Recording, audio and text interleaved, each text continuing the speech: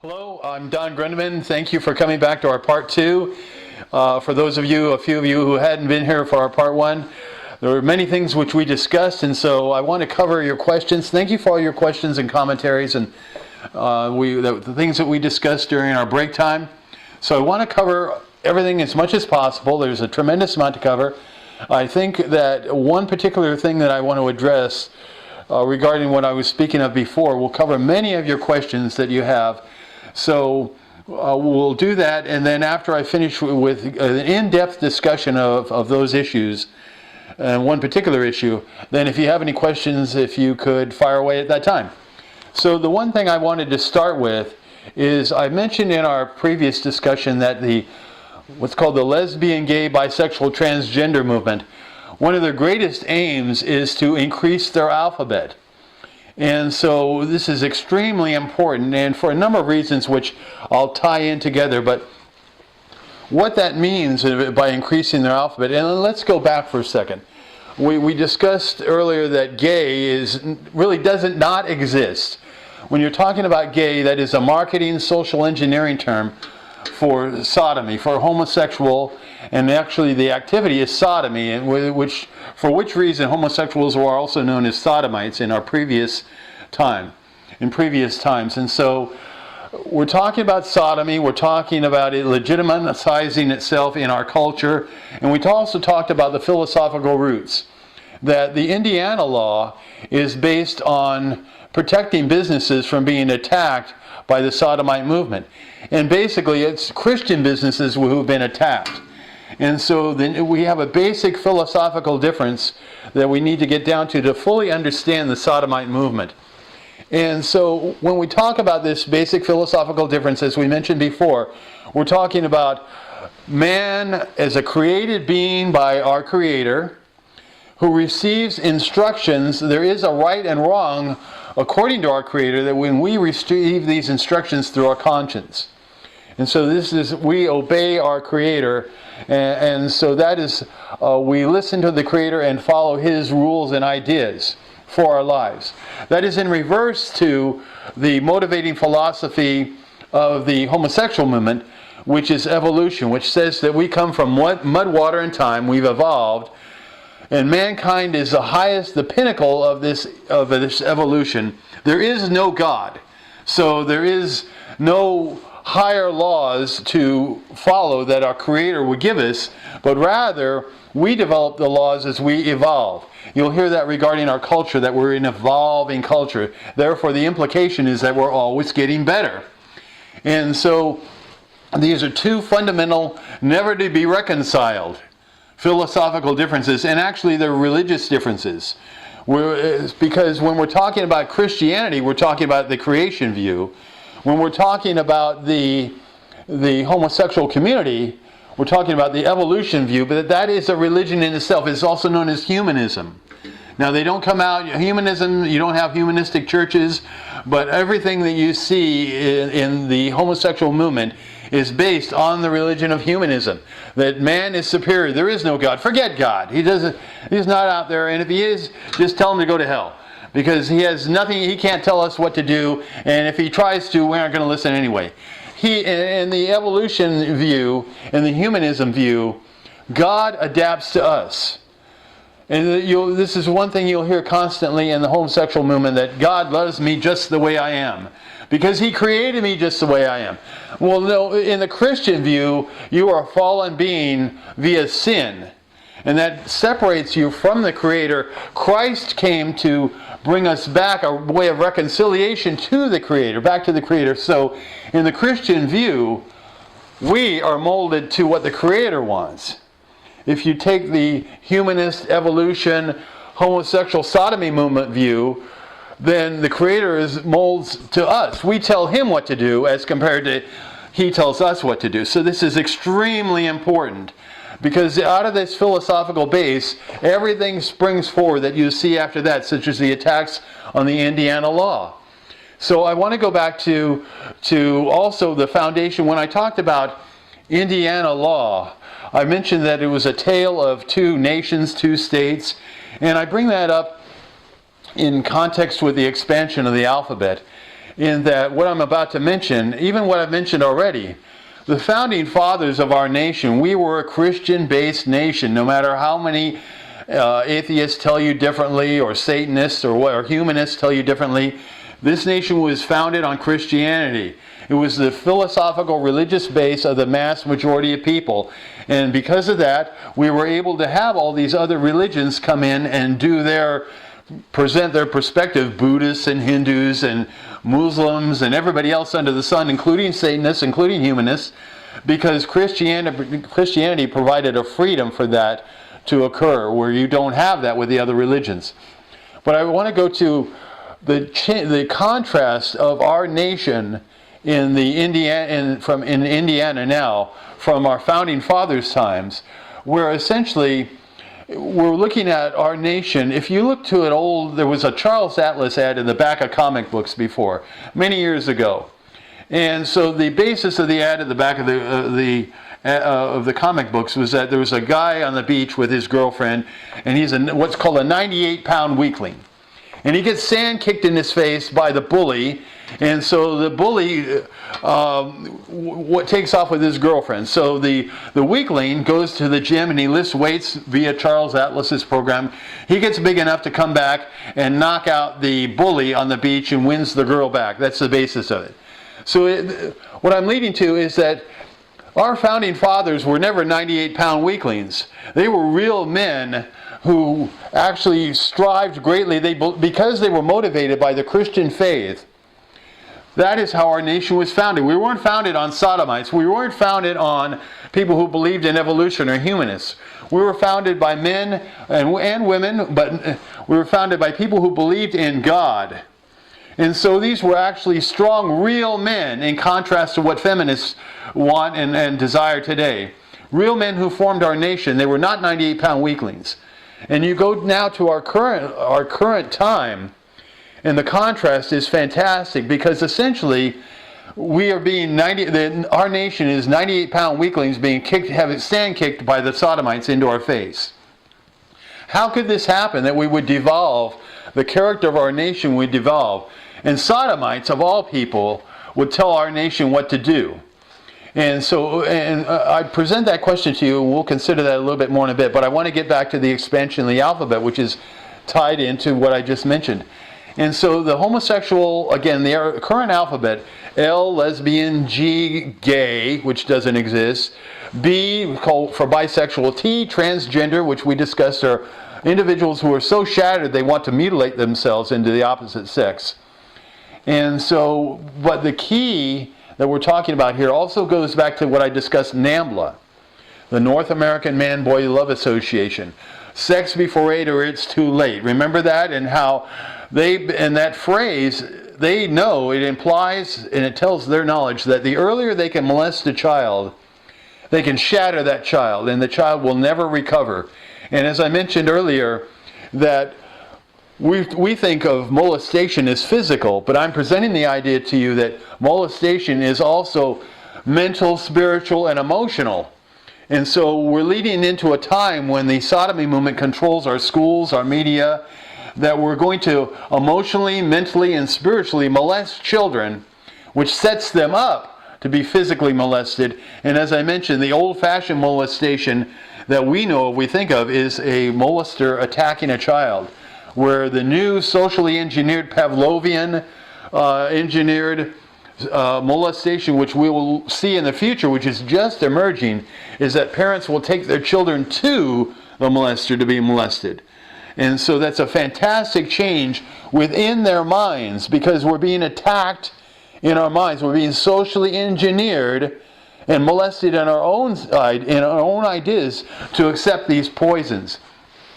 So the letter that the homosexual movement wants to add to their current, when they can also add a couple Q's, you'll see that occasionally, but the main letter that they want, which will determine victory for them, is M.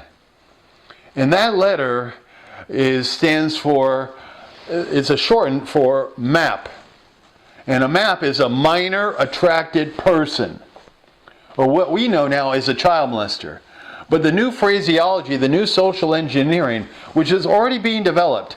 And for this, you can go to a website, which is And this website is B, the capital B, 4, the number 4, U, capital U, dash act, A-C-T.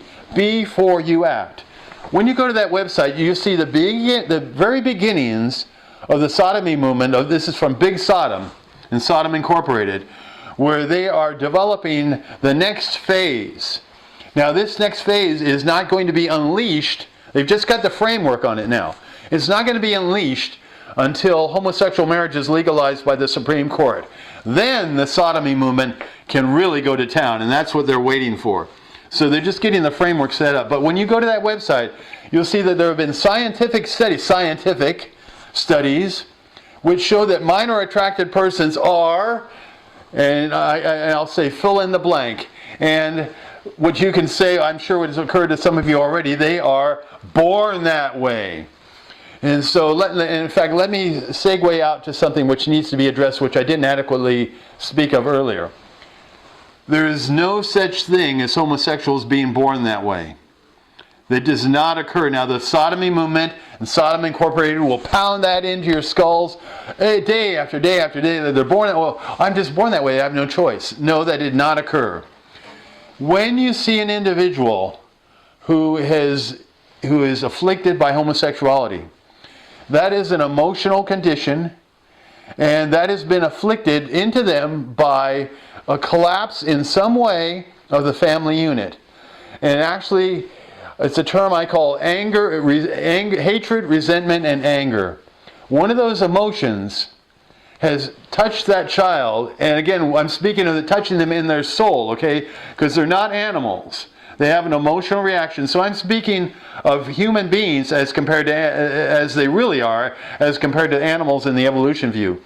So we've had an emotional trauma on that child, and yes, it can be at an extremely early age, even before the child can speak, because the child can recognize and be influenced and be warped by the emotional interactions of the parents, for all the trauma that they bring to their interaction, of their supremacy battles, or all the different things which they can bring, which interact between them, the war between the parents, which they don't realize is harming their children, and it warps literally their identity. And that identity can manifest in many different pathologies. It can show up immediately. It can show up years later in alcoholism, as I discussed the example of John at the bar. And so I'm talking about a very deep emotional trauma right at the core of that child, which has shattered them. It's warped them to now they accept homosexuality, and they become it's a form of emotional retardation. They're unable to form true, loving, healthy, normal relationships with the opposite sex. They've been warped inside. And so this is a great tragedy which has occurred to them. And so we need to understand what has happened to those individuals who have been beset by the affliction of homosexuality. So that is a form, as I mentioned with John at the bar, and bringing him out via love, as compared to his enemies, his friends, buying him another drink at the bar. So our love, our understanding of what has happened to the homosexually afflicted person, an individual, is what they need to be able to wake up from and recover from their condition. So I just have to go back to that key thing, that homosexuals are not involved, their production, their occurrence does not involve physical DNA. The DNA which is affected and which brings them to their condition is spiritual DNA. It's a spiritual contamination. It's referred to in the Bible as sin passing through the generations. And it manifests in many, many different things. Homosexuality being just one pathology which can afflict us. It could be depression. It could be many, many different things which can occur to the person when their soul is afflicted by these conditions. So I want to present that to you, that in the context also that MAPS, minor attracted persons, at the b4uact.org site, so their scientific studies will say that these individuals, who we now know as child molesters, are born that way. That is a lie. But that is part of the so-called science of the sodomy movement, because they're going to hammer that into you continuously. So you have to recognize that our population is being socially engineered by the techniques of Ivan Pavlov, and so in many other ways, that we will obey our plantation masters. And our plantation masters will treat us kindly. We'll get all the dog treats we want, all the dog biscuits that we want to keep us happy, and we'll be kept successful. For the higher lackeys, the more successful they are. And I'll get into some of those lackeys in a moment, but one of those is our current lieutenant governor, who is the gentleman who said, "You're going to have it whether you like it or not." And that is a classic phrase for the powers that be, the plantation masters, who are going to tell us exactly what we're going to obey. And so this is extremely important in observing this, because this cuts through all facets of our society, where this perspective of the Sodomites is being presented. And just I want to present an idea from popular culture of how they're working this. My mother is now 92, and she's watched for years, for whatever reason, a soap opera. It's called The Bold and the Beautiful. So what do the characters now, or what are they bringing out as a character on The Bold and the Beautiful? They're bringing out a transgender, and they're doing this to great hoopla, a transgender female character. And I saw on advertisements the other day that they're advertising the show of her tremendous courage of being a transgender. Well, ladies and gentlemen, as I mentioned, unfortunately, a person afflicted by this condition, you're just looking at a psychotic person who has been broken. And they have been internally smashed enough to be able to mutilate their body. But the presentation of Sodom Incorporated is that this is a new type of person who are fully expressing themselves. And they have bravery, and they're expressing their true freedom. Now, why is that? As I mentioned before, the Sodom Incorporated they actually have pilot programs in our schools to teach our students that there are more than two genders. There's not just man, not just woman. There's 3 or 53 or 73. So what is all this? The transgender idea is just another manifestation of God, of man wailing at God. You don't exist. I'm better than you. I can make myself whatever I want. I can even make myself into a new species. And so this is man telling God to essentially to go to hell. And so which is not, if Sodomites want to do that, then that's fine for themselves. And let me go back to something else. An argument you'll also hear against myself or anyone who opposes them is that, well, you're just trying to control what we do in the bedroom. And so you're trying to take away our freedom. Well, that's not the case at all. If Sodomites want to be transgenders in their own home, whatever they want to do behind their closed doors, to me, it's okay. But that's not the case. They have no intention of doing that, because everything they do is dedicated to making this public policy. And this public policy is to take especially as I mentioned, to warp our children into their image. They want to crush the religious beliefs within the children and reform them. That's why I mentioned that they have the LGBTQ classes now in my elementary school. And also in the Chicago school system. They're planning on switching their sex education. Now think about this for a second. They're going to take their sex education and switch it from 5th grade down to 1st grade. And in that class, they're going to discuss gender identity. Now, why would you possibly go to 1st graders and talk to them about sex education, much less gender identity? What possible reason could you have for that?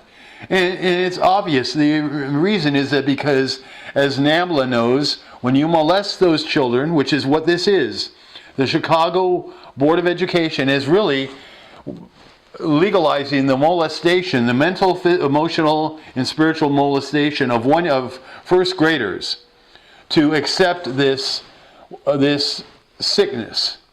Because they want to shatter the children, and they know that they can control them. And like I said, the purpose of the public school is not education. Again, you read John Taylor Gatto's book, The Underground History of American Education. Education is something you might get there, and more likely you'll get it despite the public schools.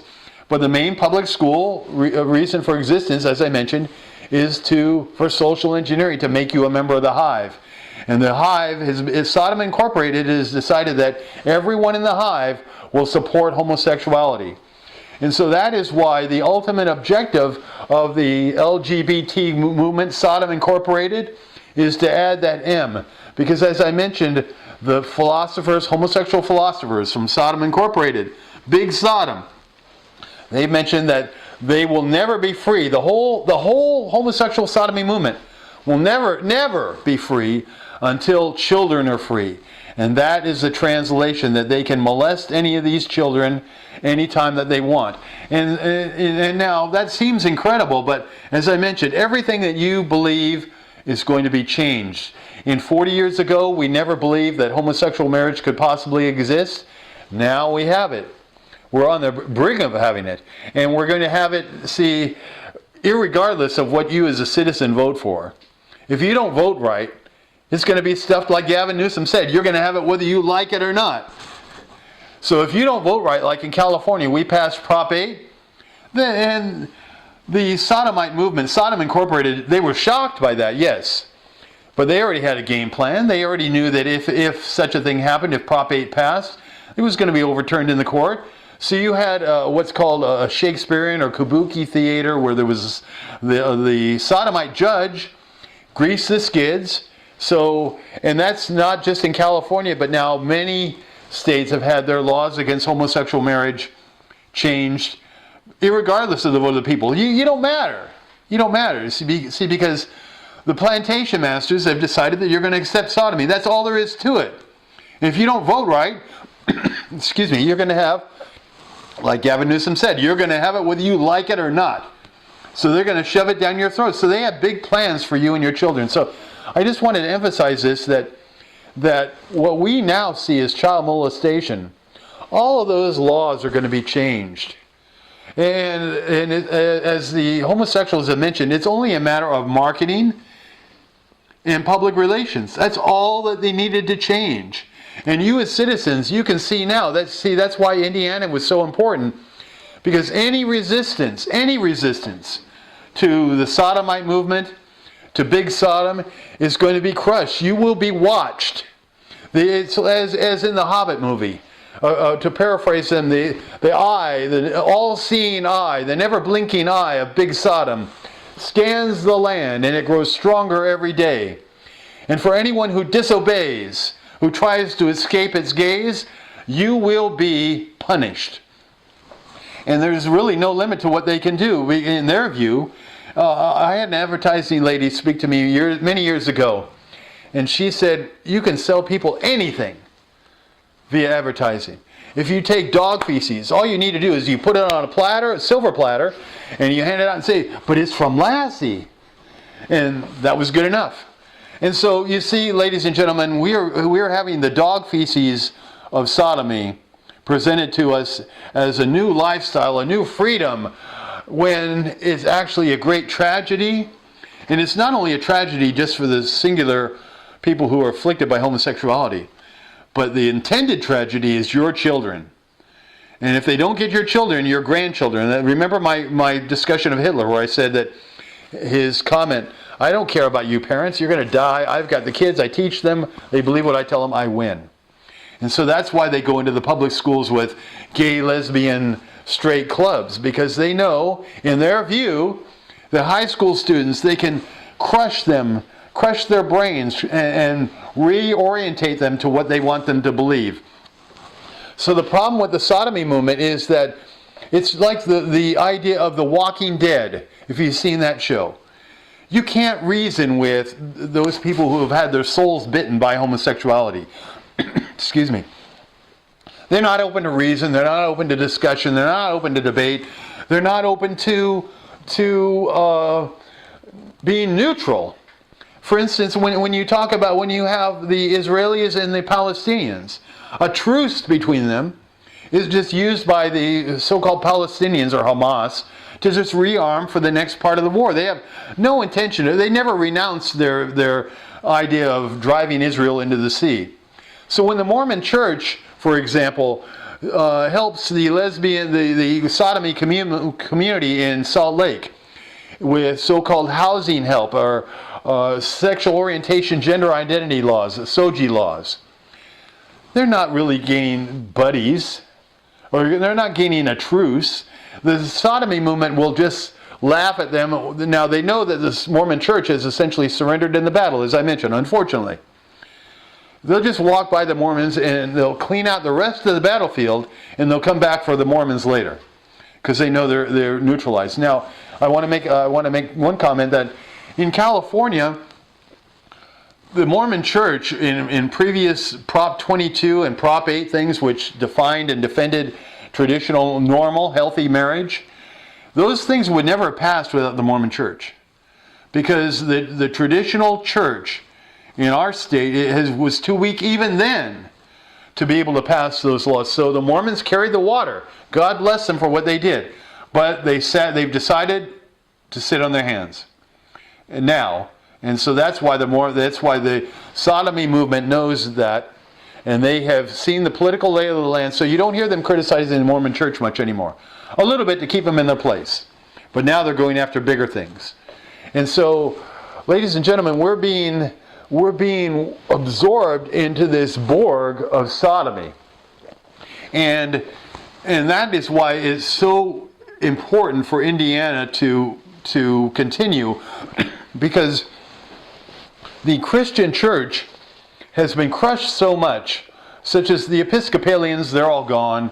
I'm a member of a Presbyterian church, and a large part of the Presbyterian denominations, it was called the PCUSA. They just voted to accept sodomy, essentially, sodomite marriages. So what they've done is they've shifted allegiance.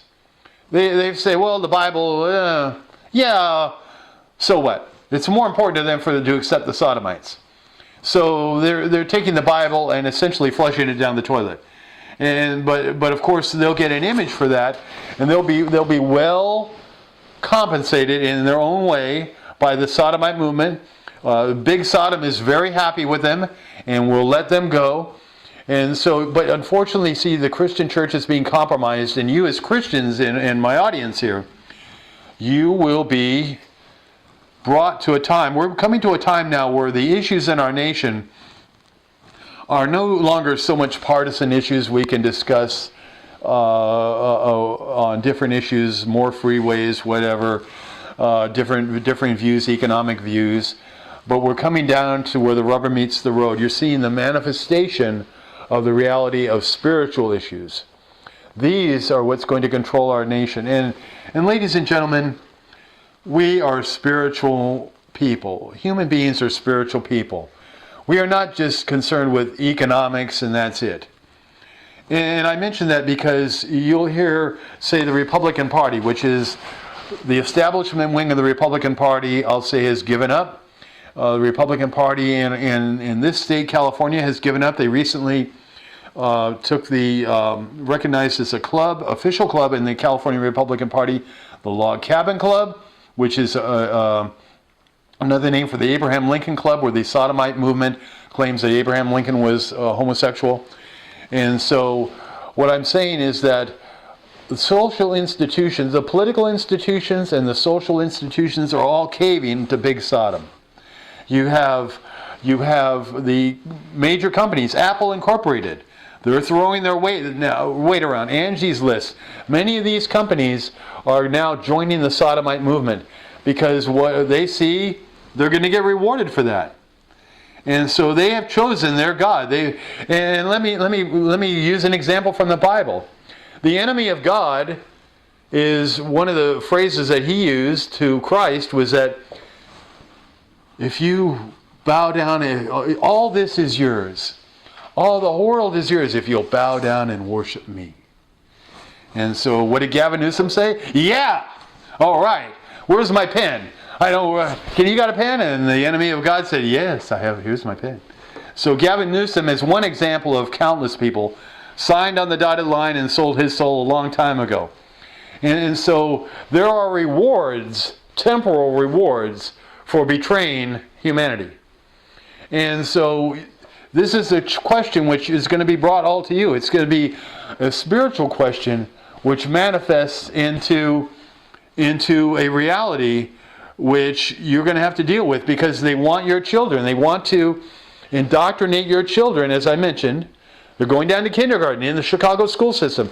They're going down to the base grades because it's so important for them to crush these children. And as I mentioned, their view is that those children, if you're a Christian parent and you're teaching your children to obey God, and that is essentially for them child molestation. And in fact, our illustrious, and I'll put it this way, our president, and we can have a further discussion of this, who is actually the first homosexual president. And Joan Rivers had it right. She had it nailed on him. And so he is a sodomite. And so he came out today, I believe it was today, with a law. His recommendation was that parents who teach their children anything is wrong with homosexuality should not have children. Okay?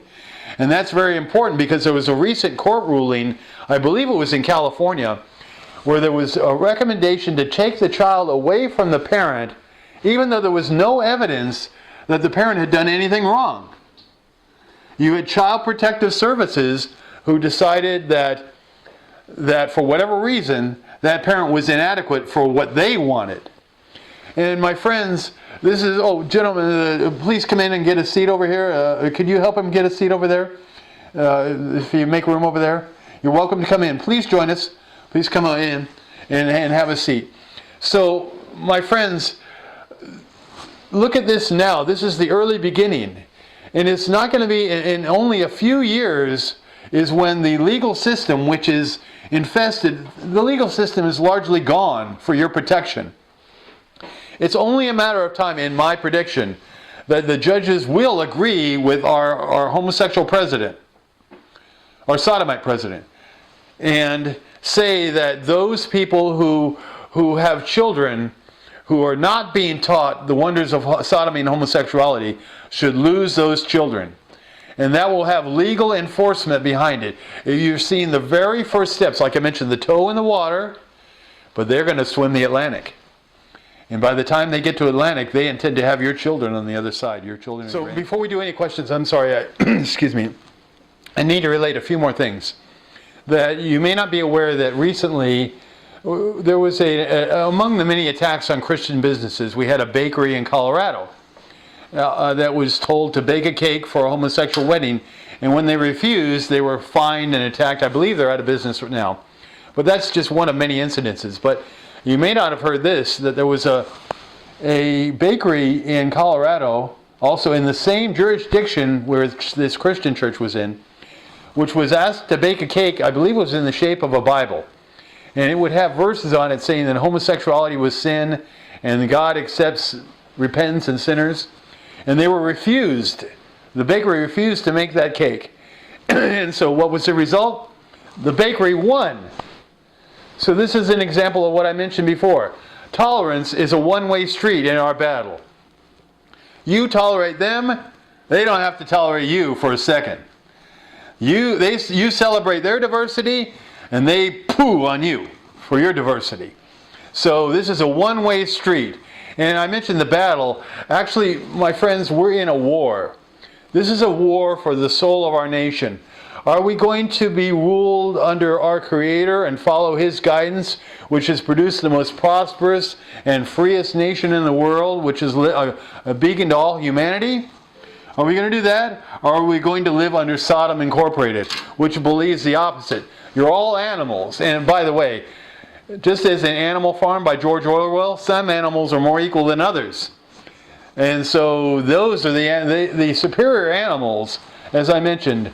They look at you as mice or cattle to be socially engineered, to be prodded the way that the cattle is going to go, according to their directions. And so if you are cattle, you want to run, hey, I'm going to go over the hill, see what's over there. That's not going to work, buddy. They're going to see you going over the hill, and you're going to pay the price for that. You have to follow the rest of the cattle. And so what I'm saying is that we are being absorbed in this war for our souls. And the souls of the children, your children, and especially the future generations. This is a war. There was a gentleman, Leon Trotsky, a communist, who overthrew Russia.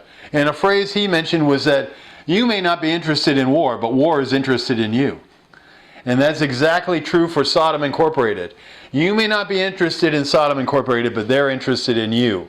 Because they're going to mold you and crush you. And if you escape, they're going to get your children. They're going to come in and squeeze everyone to believe conformity of beliefs. Just like George Orwell's 1984. A few years late, but we're almost there right now. Because you will conform. And they will not accept your intolerance. Okay? You will be tolerant. We will not accept your intolerance. We're not tolerant of your intolerance. And so they will smash you.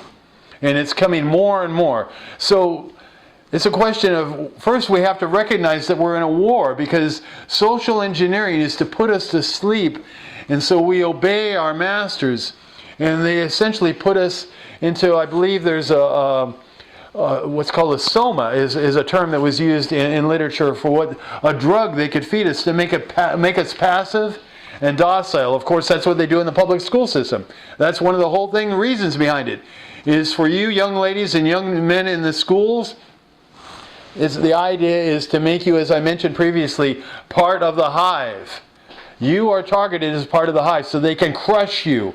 And young men, the idea is to take your manhood, to crush the idea of being a man out of you. What does it mean to be a man?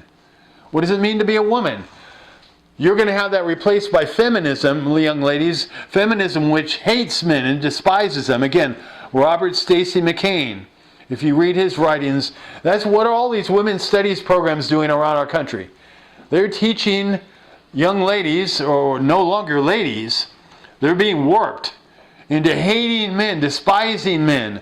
That's how you can get an attack on the so-called rape culture of the universities, which is taken and blown out of proportion. Where does that all spring from? That springs from feminist studies, which say that every man attacks every woman. And where does that come from? That comes from this animal philosophy, this animal religion, humanism. So you're being warped right now. So we're in a war. We're in a fight for our lives right now. So you have to wake up. That's the first thing. And in order to do that, you have to even admit that you're asleep. Because there are countless people who, one of the ideas is to say, of the sodomy movement, is to say lyingly that, well, 10% of all the people are sodomites. You just don't know your friends are sodomites. So 10%, which is a total lie. It's about 2% at the most. But what they've done, what this movement continually does, is lie to you.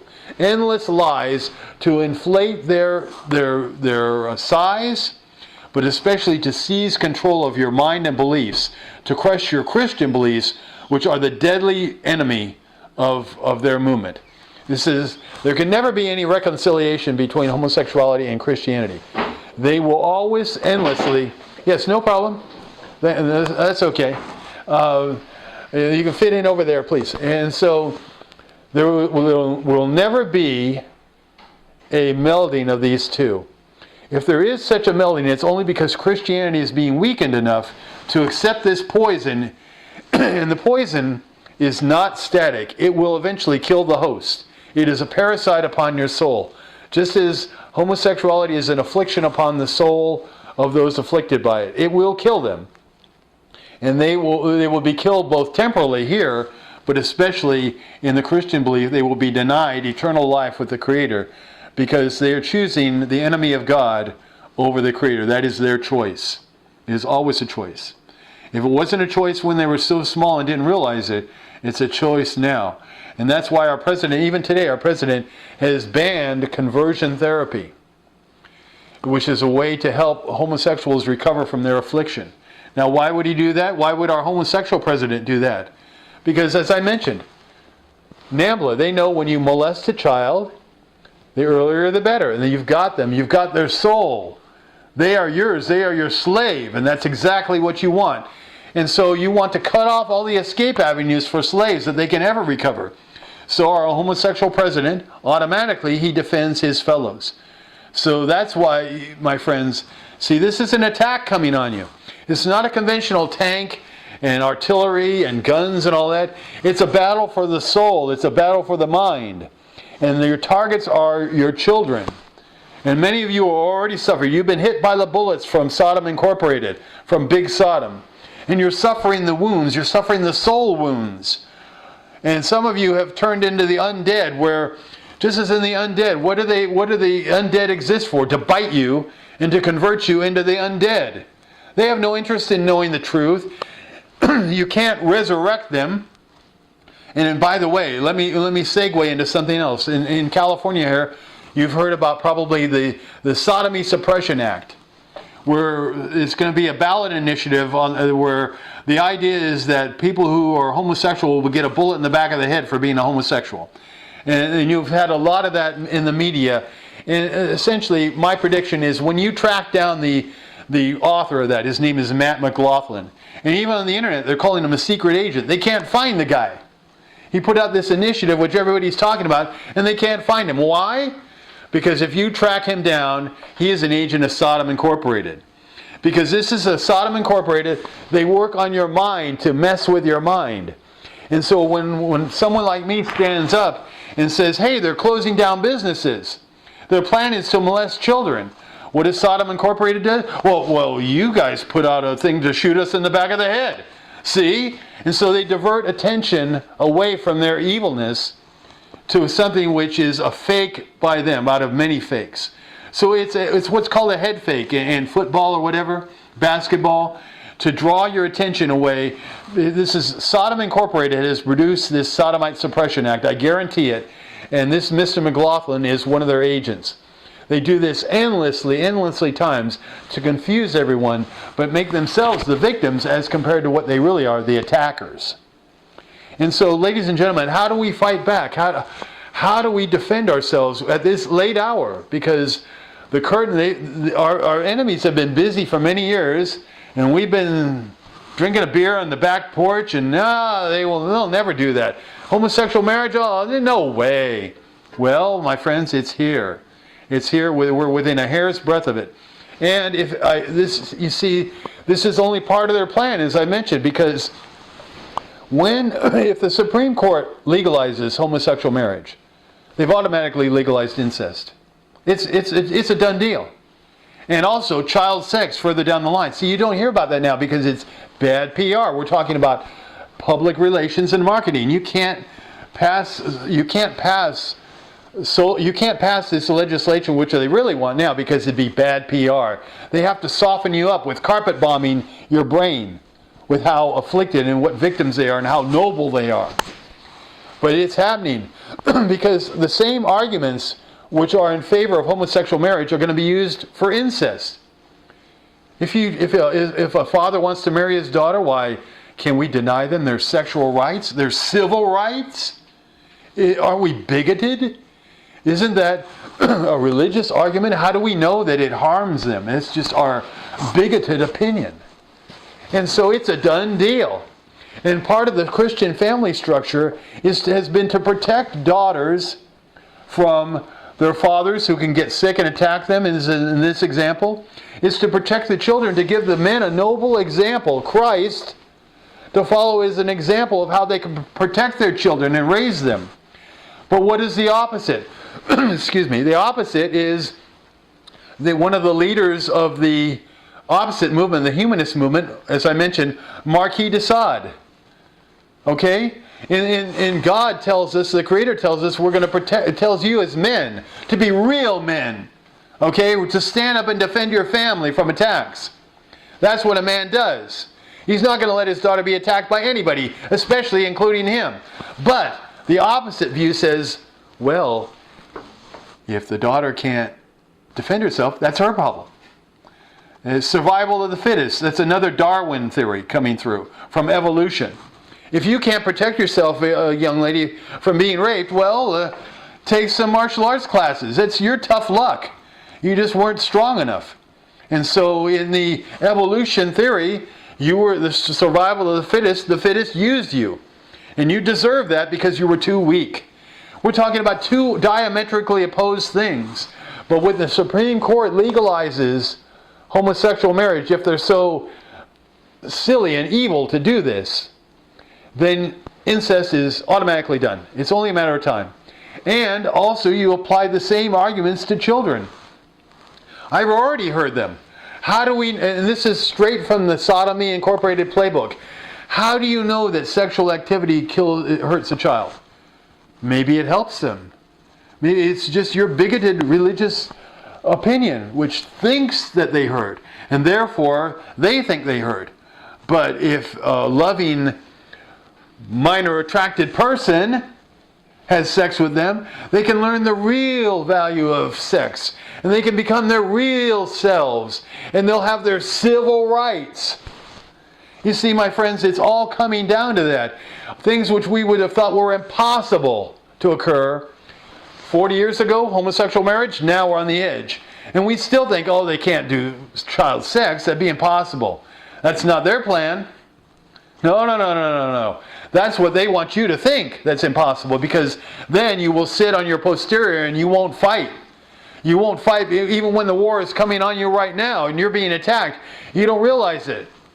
And it may be inconvenient. Yes, it's inconvenient. And you may look bad. Because that's one thing that they tell you more than anything else. Oh, are you homophobic?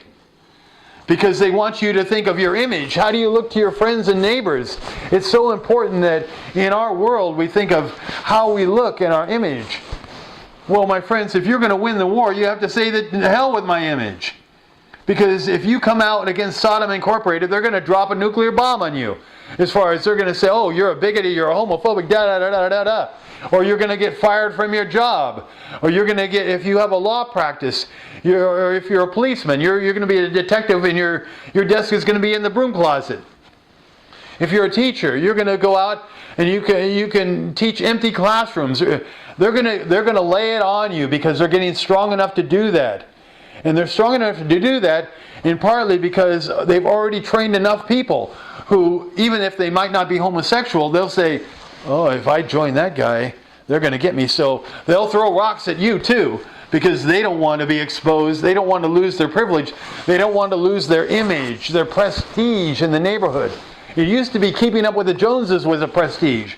Now it's how low can you bow down to Sodom Incorporated. That's going to be the new standard. Do you accept transgenders, people who mutilate themselves? Are you going to accept people who come and say, I'm an M, I'm a minor attracted person? Are you going to accept that? Are you going to accept when they come to your child's kindergarten or first grade, show and tell, and Tommy transgender comes up and says, well, I used to be a girl, but I realized when I was young, when I was your age, I realized I really wanted to be a boy. And I'm so happy now. I'm free. I'm liberated. And how do you know that you might not want to be a boy too? Or boys, you might want to be a girl. Are you going to allow your children to be molested like that? That is molestation of their emotions, their mind, their soul. Are you going to stand back and say, oh, that's just something they didn't learn in school? Are you going to send your children to this hellhole of a public school where all the school people, they feed out of the trough too? When Sodom Incorporated puts its food in the pig trough, they're there eating. So they're pigs. They've spent their whole life, and now you're going to come along and challenge them? You think you're going to get a welcome? You think they're going to wake up and say, oh my gosh, how wrong I was? No, you're going to get attacked endlessly. But you have to make that decision, ladies and gentlemen. You have to wake up and you have to decide, are you going to fight for your children or not? It's very simple, yes or no. Are you going to risk your image? Are you going to risk it all? How many chips on the poker table are you going to push across into the center and bet on your child's life? Are you going to hold back and just throw a few chips in, and then when they see you and raise you, oh, are you going to fold? Are you going to toss your cards in? Oh, have my child. Because your child is going to go to a public school or wherever, and Sodom Incorporated is going to change them, and they're going to come back and there'll be a different look in their eyes. And that look will be forever different. You've lost your child. Are you going to lose your children and your grandchildren to this evil movement, Sodom Incorporated, Big Sodom? Are you going to stand up? That's a very basic choice. Okay, you have to make it, and if you don't, then your children and grandchildren are going to pay the price. That's all there is to it. That's the bottom line. You have to decide to fight or not fight. Now, once you decide to fight, then you have to decide, well, you have to jump in. If you're going to fight, don't put your toe in the water and pull it out because it's too cold. You're going to have to jump in the freezing water and fight like you've never fought, because they intend to fight like all the way to the end. They figure they've got you already. And if you are insolent, or uppity is the term, they're going to take care of you and make you an example. So, my friends, one of the big things you can start with is language. Language is a weapon of war. It is a weapon to put you in your place. So when you're uppity, it is to put you in your place so that you don't speak ill of your enemies, of people who are really your enemies. So therefore, the word gay, ban it from your vocabulary.